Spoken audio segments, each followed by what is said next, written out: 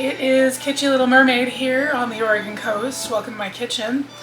Today I'm going to be making crab risotto, and I happen to be fortunate enough to live on the Oregon coast in a spot that is considered to be the Dungeness crab capital of the world.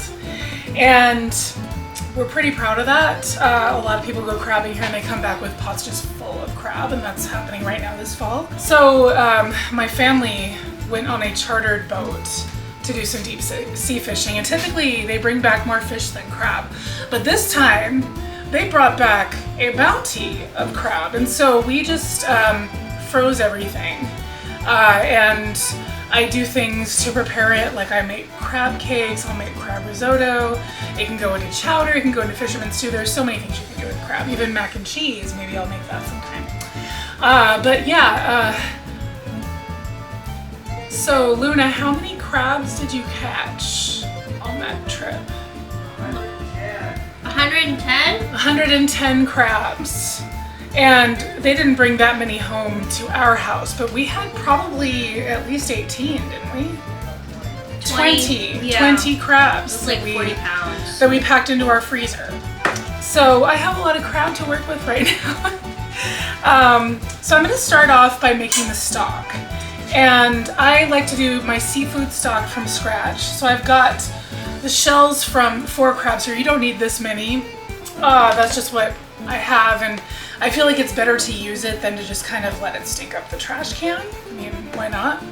So I'm gonna start off by... It also, you know, it's a good way to like keep the critters from like getting into the Well, yeah, we have a lot of wildlife around here and they like crab too, so you don't want that breaking into the trash either. Mm-hmm. So I'm going to start off with 6 cups of water. I have 1 onion here. This is probably about 5 ribs of celery already sort of chopped up. And then I've got probably 3, maybe not 2 large carrots, but this is enough for what I'm doing. And then the crab shells. And so I'm going to get started. Oh, and I also have, like I said in previous videos, save the butts from your onions, put them in your freezer. You can do that with other things too, like scraps from carrots and celery. And I really like using celery that still has the leaves on it for stock because I feel like it imparts a lot of flavor. For the onion, in this case, I am going to leave the entire thing intact. You want all of this. You want the skin and everything. Just make sure there are no stickers on it. You don't want that in there. But you just kind of give it a little bit of a rough sectioning so that they're easy to fish out when you're done making the stock. So I've got that going. I'm going to chop this up a little bit more, but it doesn't need to be in tiny pieces. It's just an aromatic, and it's all going to get taken out at the end, so you're left with a clear broth at the end of it.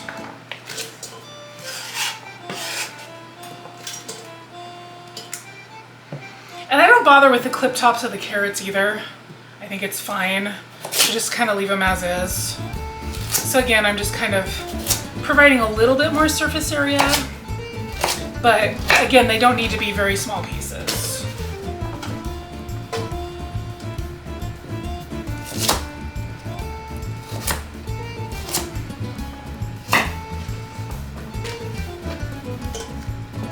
This one I'm going to show you that with.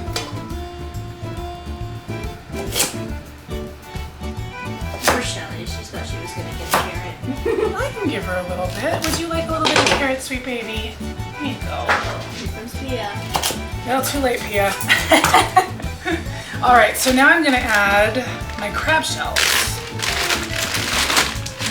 And this is 2 crabs worth of shells right here that I saved from the last time we shelled crabs. And this was from this shelling. You know, I think I've got enough here, so I think I'll probably just freeze these shells and we'll do the same thing again. And I've got 6 cups of water. I think I mentioned that already, but just in case I didn't, we're just gonna put that all together. And you know, I think I want to add more water to this. I thought 6 cups would cover this, but I'd rather have everything covered than just going off of a measurement. So I kind of made this mistake on purpose, just to show you. So we are going to go with another 4 cups of water. Yeah. So now everything is covered nicely. I'm going to put this on the stove and I'm going to have it on medium high for the first 20 minutes or so, and then I'm going to turn it down to medium low and let it continue to simmer for a full hour. Hi, so we're back. I have my crab stock ready to go. It took about an hour and it yielded 10 cups. I'm not going to use all 10 cups, but you'll have some left over for the freezer. So for this round, we're going to need, I have mashed up with salt, about 6 cloves of garlic, and we're going to divide this. We have half a cup of Pinot Gris, 1 cup of arborio rice, which is a nice short grain rice that'll work really well for risotto. You don't have to rinse it. You don't rinse rice when you're doing risotto because, for one thing, you're going to fry it, and when you fry it, if you were to rinse it first, you'd have an explosion. You don't want that. Trust me. And then I've got some leek, and I've separated out the leek. So this pretty green part is going to go with the final product, and it will be the crab and a little bit of butter. So that'll be a whole thing that we do in a little while.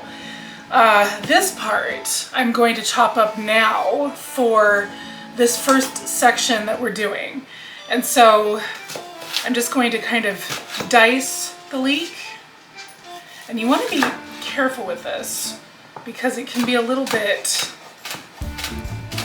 tricky to chop up. The layers may want to separate on you a little bit, but if you can get it this fine, this is what you're going for.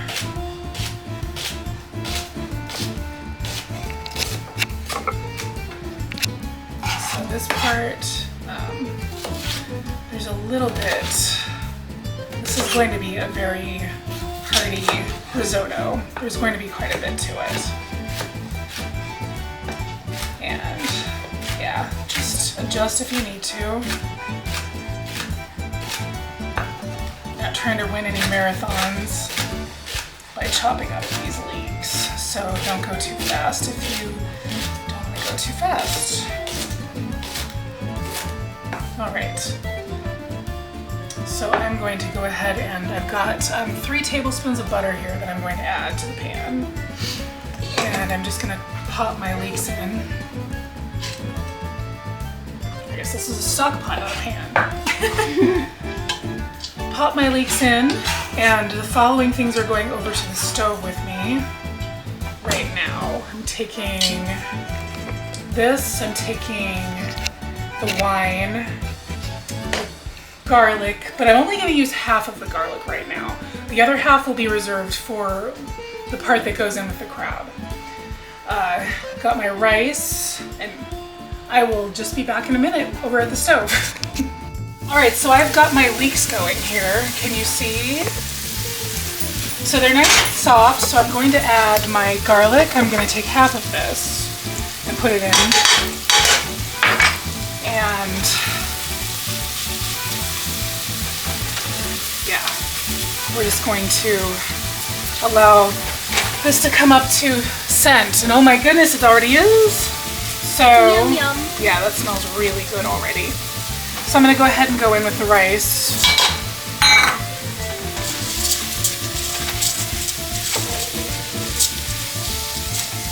And you want the rice to cook a little bit. You're looking for the grains to change color and become a little bit light. And then you can start with the other ingredients.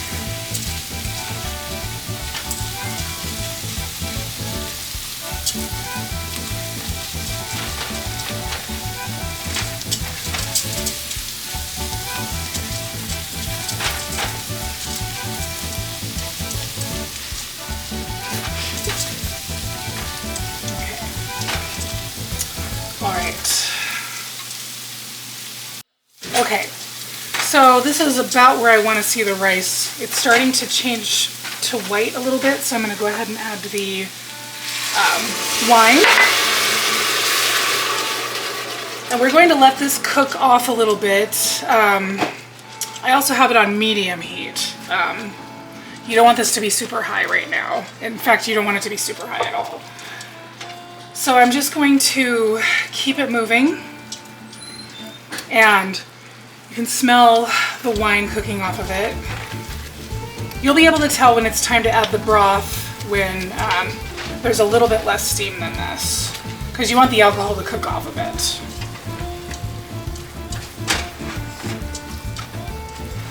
All right.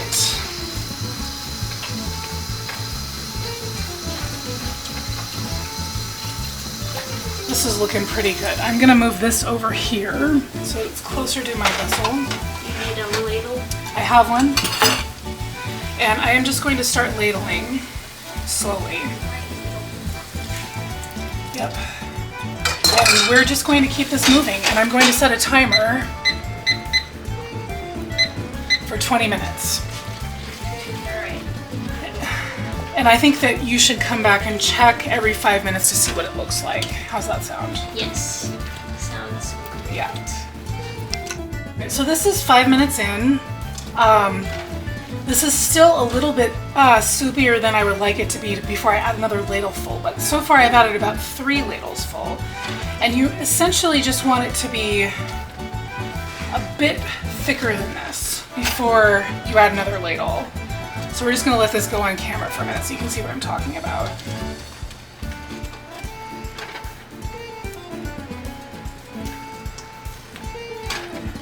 So see how it's not, there's no more water, there's no more liquid like pooling away from the rice. Now go ahead and add another ladle full.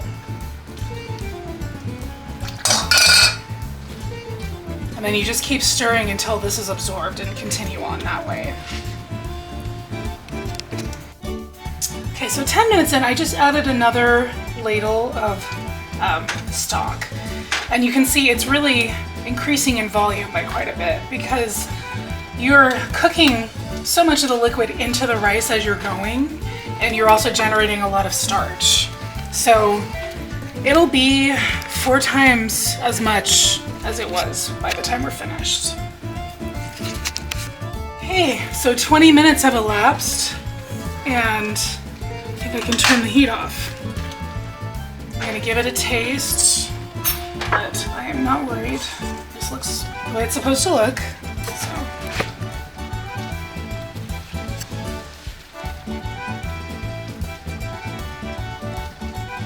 Oh my goodness. Oh, it's so good.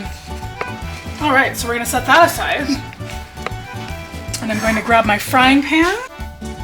Okay, so I'm going in with my green leeks, and I should probably turn the heat on for this. I'm gonna do about medium high for this. I don't want to go too hot, but I think I might start it off hot actually. That butter melt. So we're just gonna allow these to cook a little bit and tenderize.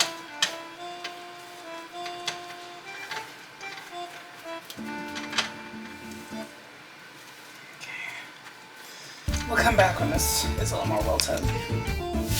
So now I'm just wilting these leeks, and they'll take probably just another little bit of time here and turn the heat down.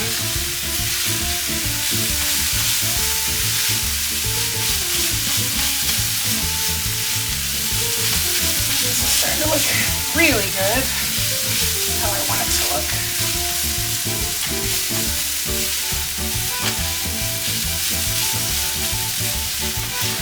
And I did add, I'm going to say about 2 tablespoons of butter to this. So now we're just kind of waiting for the butter to come back out of the leeks, which should happen very quickly. See, it's starting to sizzle a little. It's starting to come back out. That's what we want. You can also do a little pressing into the pan to move a little faster if you want. Oh, that's looking better.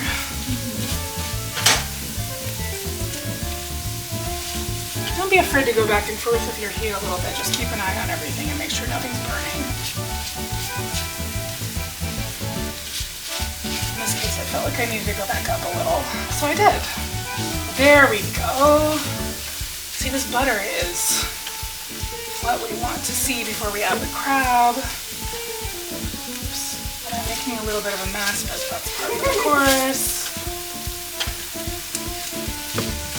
Hey, you're not making a mess while you're making risotto. What are you doing? You've ever been back of house at the end of a night? There's a mess. Yeah. It's just how it is. All right, this looks good. So I'm gonna add the rest of the garlic now. And the salt and the garlic will pull a little bit more moisture out too.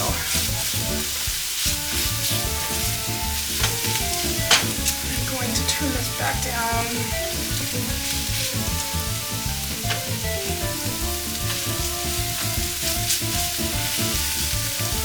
And I'm going in with my crab. Oh yeah. That smells so good. Smells divine. And you don't want to cook this for very long at all. It's just to heat it through. Make it nice. Yeah. In the lunch. Exactamundo. Okay, can you grab me a bowl, please, lovely assistant? Okay. This is gonna cook for just another minute, but yeah, it's not quite there, but we're getting close. Should we bring out the Yeah, let's bring out those bowls. flat bowls? I'll take one.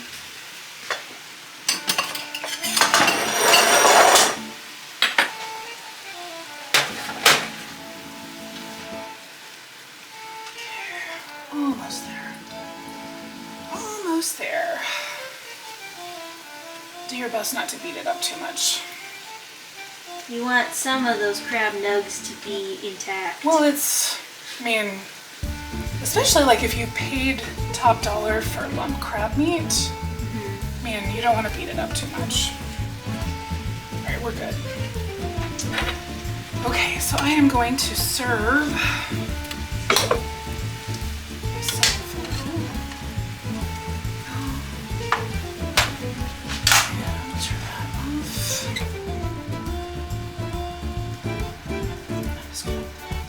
on top.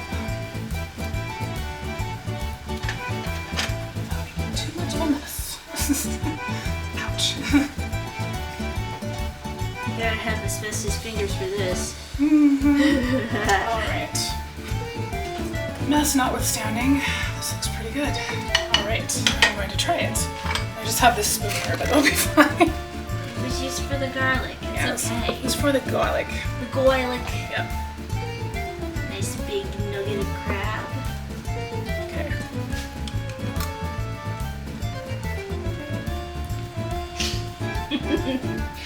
You know it's good when it made her knees buckle. Damn! Make this! Yeah, Shazam. This is delicious. I'm gonna serve this to the rest of my family now. So I want you to have a great evening or morning or, whenever you're tuning in. I'll see you next time. Like, share, subscribe, comment. Bye. Have a good one. Bye-bye.